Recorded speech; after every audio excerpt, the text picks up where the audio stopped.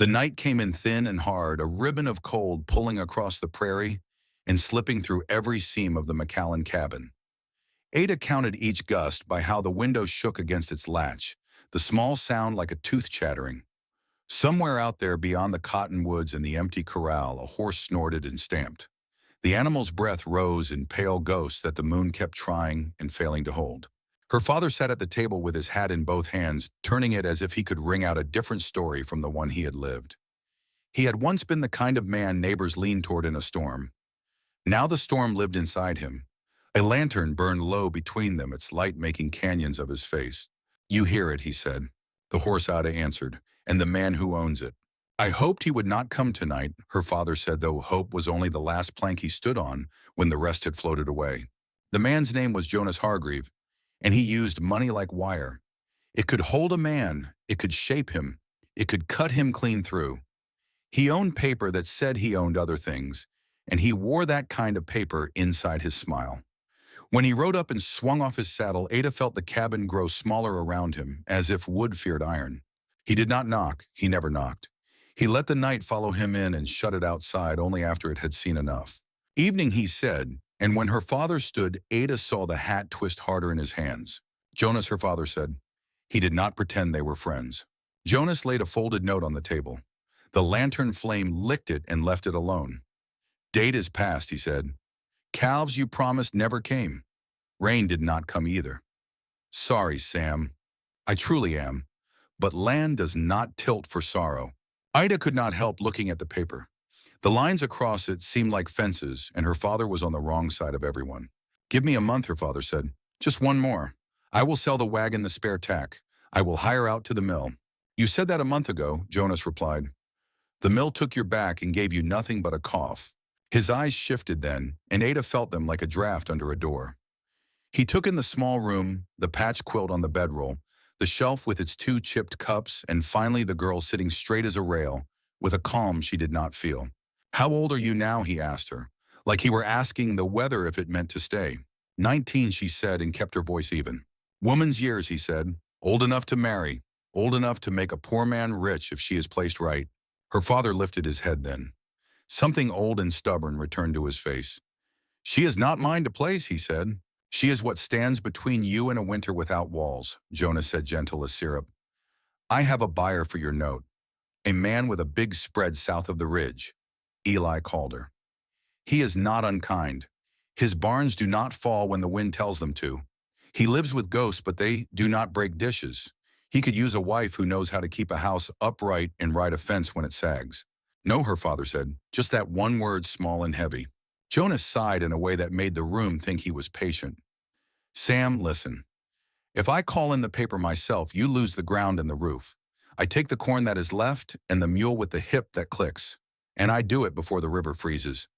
But if you let me trade that paper to Calder, he will erase the sum, and he will take your daughter instead. He is a man who keeps what he pays for. She will be housed. She will be fed. And you will not dig with your hands in snow. You will live." The lantern made a little noise, then a pop inside the glass as if even fire felt awkward. Ada watched her father's hands go still on the hat brim. He did not look at her. He looked at the table as if it were a map that could tell him what roads were left. When he finally spoke, the words felt older than his mouth. "I will ride to Calder," he said. "I will talk to the man myself." Jonas nodded as if they had agreed on the price of beans. "He will be in town at first light," he said, bringing up a carload of seed from the rail. "You will find him at the freight yard or at Kelly's counter taking bitter coffee. Tell him I sent you. He likes to hear my name said kindly." When Jonas left, the night took the room back. Ada stood and set the hat on its peg because her father could not do it. He went to the corner and sat on the bedroll and put both hands over his face. The quiet that fell then had a shape. It was a thing you could have pushed against if you were stronger than she was. She knelt in front of him. "I am not a mule," she said. "I am not paper. I am not a sack you can trade for seed." He let his hands drop. There was shame in his eyes, but there was something else too, a kind of terror that made him seem young and lost. "You are my child," he said, "and I have failed. If I had more years left in my back, I would haul the river itself to our door. If I could pay a debt with blood, I would do it gladly. But a man cannot build a wall out of wishes. Then do not sell me to make one, she said. He closed his eyes. I will talk to the man, he repeated. I will not make a bargain you cannot bear. Ada slept little. The wind kept telling a story she did not want to hear, and every time she shut her eyes, she saw a road she did not know, and a house with too many rooms. Before dawn, her father saddled the mule. He tied a scarf around his throat and buttoned his coat up high, as if the cold were a judgment he needed to respect. I will be back by noon, he said. If I am not, you wait. If I am longer still, you do not wait. You take the creek trail to Crouch Meadow. Find the Thompsons. Mary owes your mother a kindness from a winter-long past. She will shelter you. She wanted to say, I will not run. She wanted to say, I will meet what comes and choose what I can. She wanted most of all to pull him back from the edge he stood on and find a different ridge to stand together. Instead, she nodded, because sometimes nodding is the only tool you have to keep a thing from breaking entirely. When the door shut, the room felt wrong, without the small sound of his breath in it. Ada swept the ash from the stove, boiled the last coffee grounds for courage, and put on the blue dress she saved for Sundays. It was worn at the seams, but it made her back straighter. She braided her hair tight so the wind would not undo it and set about making order from the little she could claim as hers. She was wrenching a stubborn board back into the chicken pen when she heard hooves again. Not Jonas. The step was heavier but steadier. She wiped her hands on her skirt and stood. The rider who came up the yard was big without being showy about it. His coat dark, his hat low, the horse under him black as a thought you keep to yourself. He dismounted with a care that said he respected animals and would both. He looked at her first, not at the cabin. His eyes were the color of a storm you can smell but not yet see. He touched the brim of his hat, a nod without flourish. Morning, he said. I am Ely Calder. The name fell between them like a tool you either pick up or you leave to rust. My father went to meet you in town, Ada said. I missed him on the road, he replied. Freight was late. A man with a ledger waved me at a long problem and told me it might be solved here. Jonas, she said. That would be the ledger, Eli answered, and a smile tried and failed to find his face. He shifted not from impatience, but because men who work land do not like to stand still when there is anything hard to do. May I speak plain? He asked. Plain is all we have, Ada said. He nodded once. Jonas holds your note. He wants me to take it, tear it, and take you along with the torn paper. I do not trade in people. I bury my dead, I mend my fences, I winter my calves. I do not put hands on what is not offered. What I can do is this. I can burn the paper without burning your name. I can put your father on a small strip of my creek bottom for a year so he can stand upright while he rebuilds his back.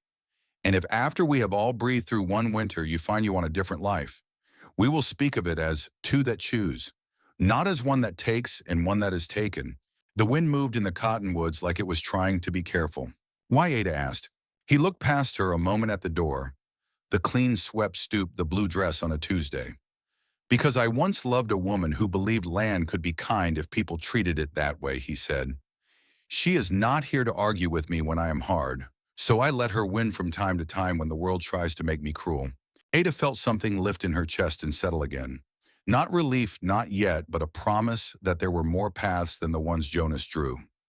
She could hear her father's mule far off the click of its hip, a thin metronome marking the space between choices. She looked at the man and at the big black horse that watched her as if it understood. You will speak the same words to my father, she said. I will, Eli answered. And you will put them in writing, she added, so that paper does one decent thing today? I will, he said again. They stood like that for a breath and then another, the quiet not heavy now, but full.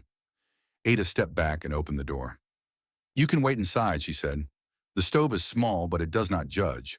Ely Calder smiled, then not with his mouth so much as with his eyes. He tied his reins loose so the horse could lower its head to the frozen grass and not feel insulted by the knot. And he crossed the yard to the cabin with the slow confidence of a man who knows he is being measured and is not afraid of scales. Behind him, the wind shifted, and the river somewhere, under its skin of ice, made a sound like the first sentence of a new story. The fire in the small stove hissed and sighed as it swallowed thin sticks of kindling. Ada poured water from the iron kettle into 2 cups and set them on the table. The steam smelled faintly of rust and ash, but it was warm, and warmth was a thing too scarce to waste.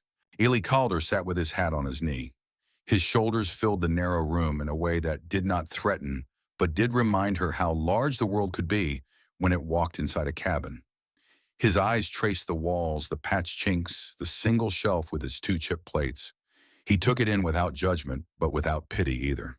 "You live honest," he said. "That is more than most men with larger roofs can say."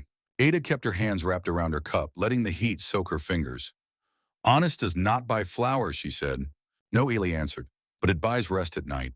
The door creaked before she could reply. Her father stepped in the cold, riding his coat like a shadow. His face froze when he saw the man at the table. His eyes darted to Ada as if she had done something reckless. "You were meant to wait," he said. "He came," Ada answered simply. Eli rose, placing his hat back on his head. "Sam McCallan." "I am Eli Calder. I believe you were looking for me." Her father swallowed. "I was." He closed the door behind him, leaning on it for strength that did not come. "Jonas told me his terms." "Jonas tells many things," Eli said. "Most of them end with a man empty."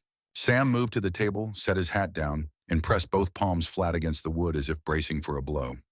"You know what he asked?" "I know," Eli said. His voice was steady. "And I told your daughter I do not bargain in flesh. I will buy the note and burn it. I will let you stand 1 year on my creek bottom to plant corn and mend your strength. After that, we speak again. Your debts will not follow you there. They end here." The room seemed to tilt. Her father's mouth opened, closed, then opened again. "And the price?" Eli looked from father to daughter. "The price is truth. You both admit the weight of this land has broken your back and near broken her spirit. If you take my hand now, you admit you cannot stand alone against Jonas. There is no shame in that, but you must not lie about it to yourselves or to me." Sam's shoulders sagged. "You shame me, sir." "I do not mean to," Ellie replied softly. "I mean only to name what is. Shame comes when men pretend their broken walls still stand." Ada set her cup down. Her voice cut into the silence. "And if my father agrees, what of me? Am I still a name to be traded in this room without my own tongue in it?" Eli's eyes met hers. "No, your life is yours. If you wish to stay with your father on the creek bottom, you will. If you wish to hire out in town, you will. If you wish to come to my ranch, you will speak that choice and not have it spoken for you." Her father turned to her stricken. "Ada, I meant only to save you. Jonas would have—" She lifted her hand to stop him. "I know what Jonas would have done, but I know also what silence does. It steals me from my own life before any man can touch me. I will not be silent in this." Eli's gaze lingered, measuring her words not with doubt but with respect. Then he pulled a folded paper from his coat. Jonas's handwriting stretched across it, neat and merciless. Eli struck a match from the stove edge, held the flame until it caught and dropped the burning note into the stove's mouth. The fire flared, curled the paper into black lace, and swallowed it whole. The three of them watched the last ember crumble. When it was gone, Eli spoke. "There. What Jonas held is nothing now. His hands will be empty when he reaches for you again." Her father sagged into the chair. His eyes wet his chest, shaking with something between grief and relief. "I thought I had sold my child," he whispered. "But you gave her back." "No man gives back what he does not take," Eli said. "She was never yours to sell." The wind outside shifted. Snow began to tap against the window pane. Ada stood, her heart racing in a way she could not name. The world had changed in the space of a flame. The chains she had felt around her shoulders were gone, yet in their place lay something heavier, still choice. Eli set his hat on his head again and moved to the door. "Think on what I said. I will send word when the land is ready, and when spring comes you will both decide where your steps fall next." He opened the door, letting in the night. The snow whirled around him like a cloak as he mounted his horse. He gave a short nod, then turned toward the ridge. The hooves faded into the dark. The cabin seemed larger without his shadow in it, but emptier too. Ada looked at her father. He stared at the stove, the glow painting his face with lines of ash and regret. "You are free now," he said, though his voice broke on the word. She touched the window, watching the snow cover the tracks in the yard. "Free," she echoed softly. But freedom, she realized, was not the end of a story. It was only the beginning of one she would have to write herself. The storm laid a white quilt across the valley by dawn.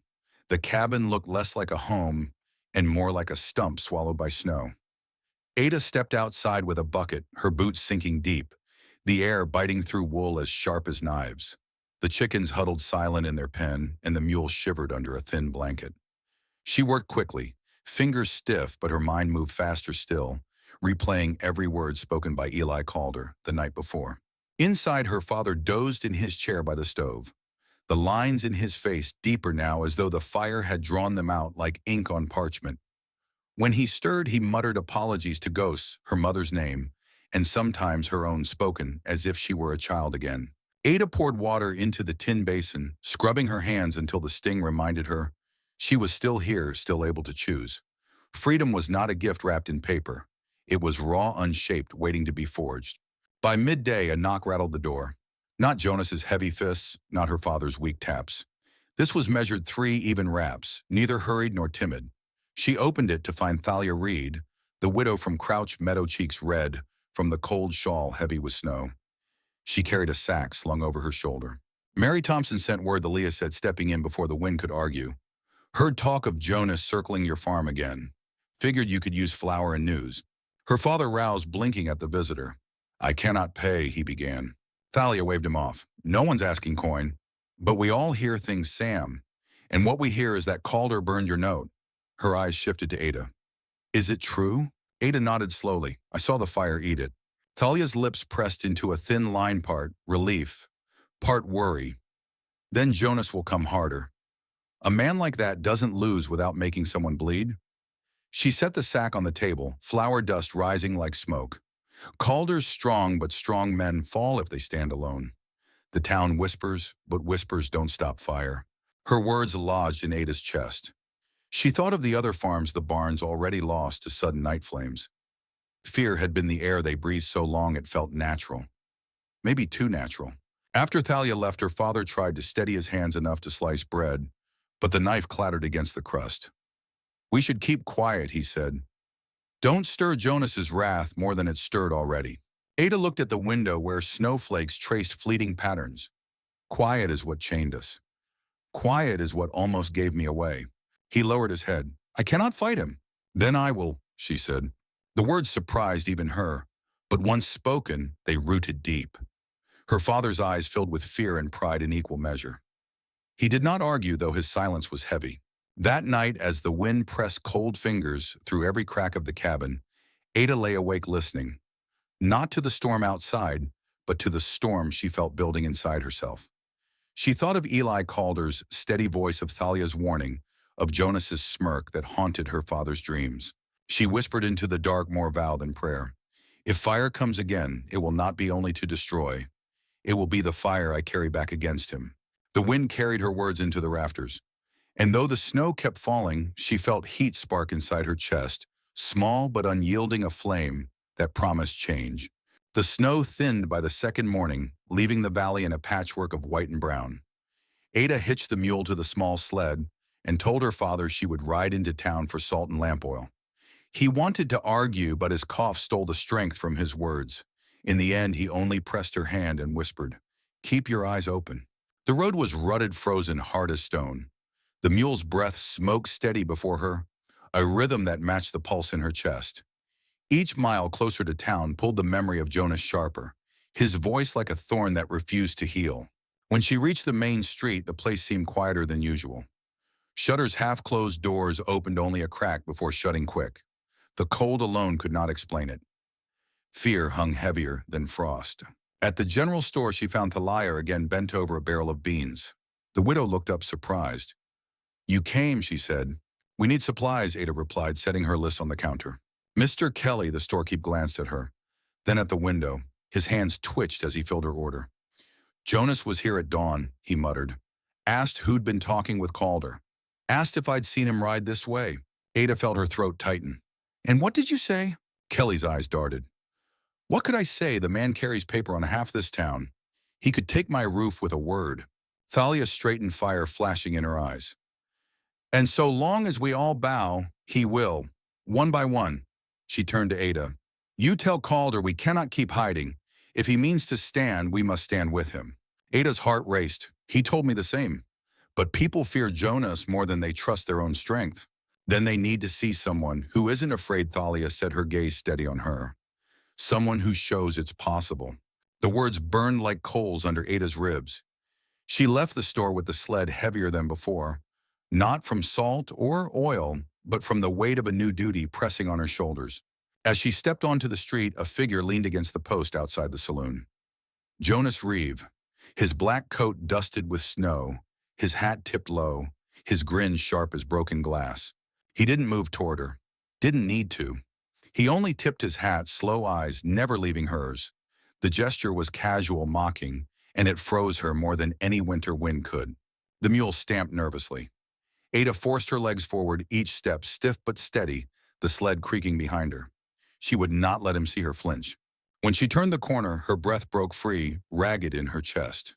Fear tangled with anger until she could hardly tell the two apart. On the long road home, the valley stretched wide and cold around her.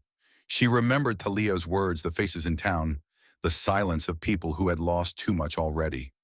And she knew Jonas's shadow would not shrink until someone lit a flame larger than his own.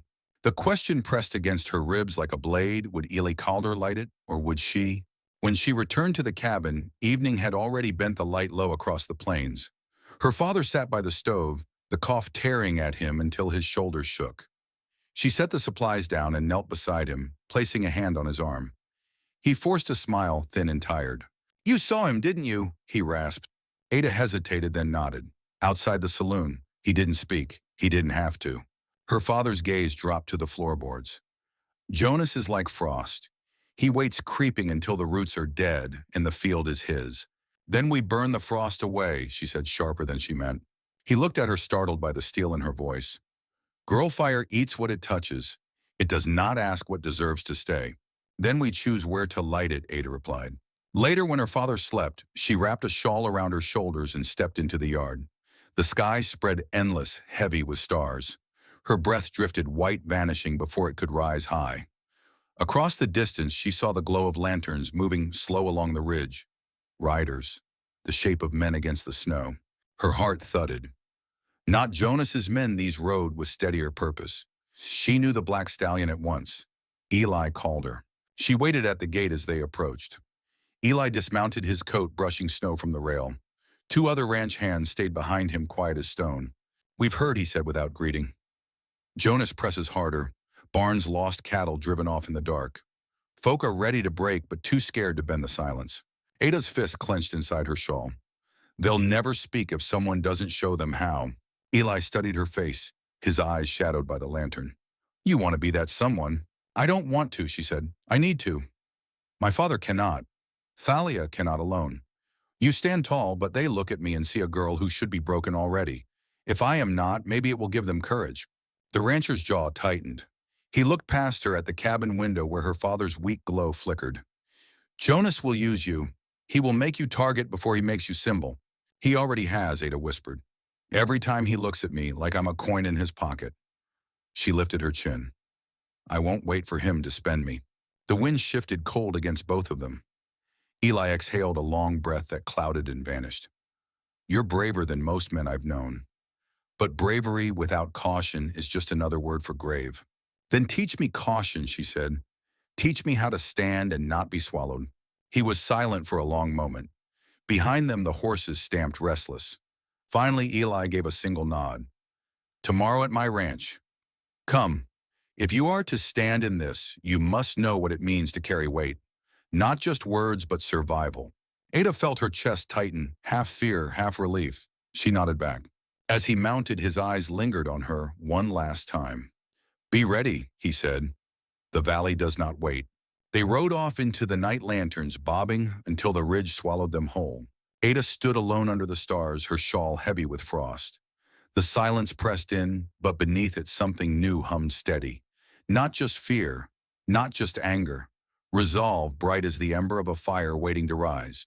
Dawn found the sky bruised with gray. Ada saddled the mule while her father still slept, his cough rattling through the walls of the cabin.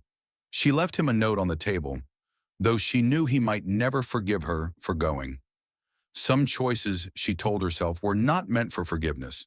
The road to Eli Calder's ranch stretched wide and hard, the snow crust cracking under each hoofstep.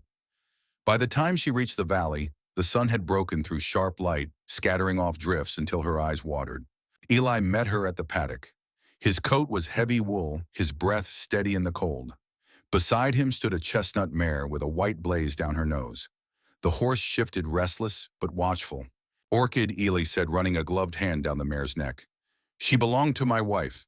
Ada froze, unsure if she was meant to answer.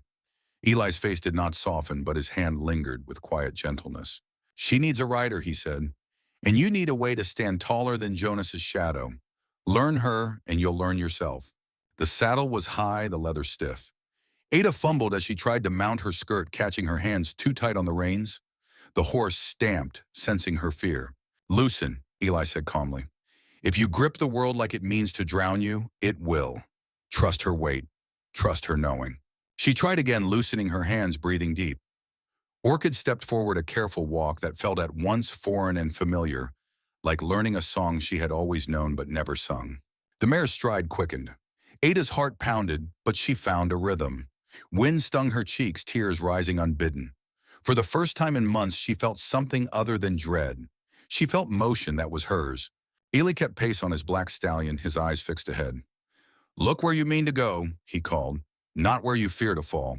By afternoon, they were riding side by side across the open pasture. The land spread endless, the air sharp with cedar smoke drifting from the ranch house. Ada laughed suddenly, the sound strange in her own ears. It startled the mare, startled her too, but it stayed.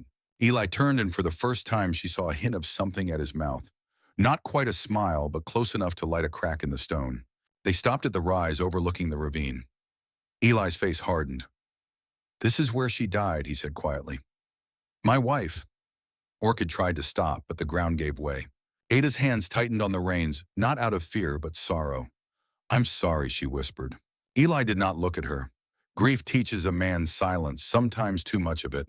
The wind pushed at them sharp and unyielding. Ada turned her face into it. Then let silence teach me too, she said, but not how to hide. Teach me how to stand. Eli's gaze lingered on her, heavy and unreadable. At last he gave a single nod. Tomorrow we begin. As they rode back toward the ranch, the sun burned low, painting the snowfields in blood and gold. Ada felt the weight of her vow settle deeper. She was no longer a girl traded in shadows. She was a woman learning how to ride into her own storm. Night dropped quick over the valley, the kind of night where every star cut sharp enough to wound. Ada lay awake in the small room Eli had given her, the quilt heavy across her chest. The lesson with Orchid still throbbed in her muscles, but it was not pain that kept her from sleep. It was the sound, distant, low, and growing. A murmur at first, then a roar, hooves, many. She sat up, heart hammering. Through the narrow window, she saw torches moving along the ridge, bright eyes against the dark. The smell of smoke carried before the fire itself. A pounding at her door. Eli's voice clipped and urgent. Up, now! She pulled her boots on with trembling hands. When she opened the door, he was already armed, rifle in one hand, jaw set like stone. Stay close, he ordered. But she shook her head. If this is Jonas, he's here for me. I won't hide while you fight. For a breath, his eyes blazed, torn between fury and fear. Then he pressed a pistol into her palm, his hand rough but steady. Behind me, he said, but with me. They descended the stairs into chaos. Ranch hands shouted, the front door shuddered under blows, the windows rattled with gunfire. Outside, Jonas Reeves' voice rose above the din, cruel and triumphant. Whitmore, he bellowed, you thought you could shame me, burn my papers, steal what's mine. Tonight I take it back. His men poured through the breach. One lunged for Ada, but Eli's rifle cracked and the man fell. Smoke filled the hall. Wood splintered the fire from torches licking the beams. Neighbors had come too. Faces Ada knew from town, men and women Jonas had pressed for years. They crowded at the doorway, armed with pitchforks, shovels, old rifles. Thalia's voice rang above the rest. No more. He doesn't own us. For a moment, Jonas faltered, sneer slipping. His men hesitated, eyes flicking to the crowd swelling in the yard. Eli stepped forward, rifle raised. It ends tonight, Reeve. Face the people you bled dry. Jonas lunged and the fight broke wild fists. Boots rage, years in the making. Ada raised her pistol, voice carrying over the crack of shots. If any of you touch him, you'll answer to all of us. The hall erupted with cries, neighbors surging and Jonas's men stumbling back. Some dropped their weapons, some fled into the night. Eli slammed Jonas against the wall, his knuckles bloodied, his breath ragged. You'll never touch her again. You'll never touch anyone. Bound by rope, Jonas was dragged outside, curses spilling from his mouth, but no power left behind them. When the chaos ebbed, Ada found Eli in the wreckage of the hall. Blood streaked his brow, his chest heaving. She dropped the pistol, rushed to him, her hands trembling as they cupped his face. "You're hurt," she whispered. "I'm alive," he said hoarsely, pulling her close. "Because of you. Because you wouldn't let me fight alone." Her tears spilled hot against the cold night. "I was so afraid, but I'd rather face fear with you than safety without you." Eli pressed his forehead to hers. "I swore I'd never love again," he murmured, voice breaking. "But you've given me something I thought buried with her. And you've given me freedom," she said. "Not from him, from despair." Outside, the townsfolk stood together under the stars, their voices rising not in fear but in defiance. The valley, for the first time in years, breathed without chains. And as the torches burned low, Ada knew her story had turned. She was no longer a girl traded for survival. She was a woman who had chosen her place and a man who had chosen to stand beside her.